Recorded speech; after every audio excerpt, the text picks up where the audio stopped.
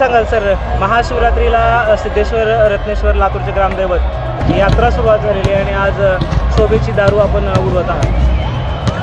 श्री सिद्धेश्वर रत्नेश्वर देवालय ची यात्रा 72वी यात्रा 26 फेब्रुवारी महाशिवरात्रीच्या पर्वामध्ये यात्रेला सुरुवात झाली होती आणि यात्रा सुरुवात होत असताना विविध प्रकारचे यात्रेदरम्यान आणि महापर्वादरम्यान देवालयाच्या वतीनं विविध प्रकारचे उपक्रम इथे राबवण्यात आलेले आहेत। प्रथमतः पशुप्रदर्शनाचं व कृषी प्रदर्शन तसेच कुस्त्या, महिलांचा 1001 महिलांचा महारुद्राभिषेक, महिलांच्या पाककलेंच्या स्पर्धा आणि यावर्षीचं खास आकर्षण की आम्ही महाआरतीने रोजच ठेवण्यात आली होती। महाआरतीलासुद्धा प्रचंड प्रतिसाद भेटला आहे। रोजचे यजमान येऊन इथे महाआरतीचा आस्वाद घेत होते।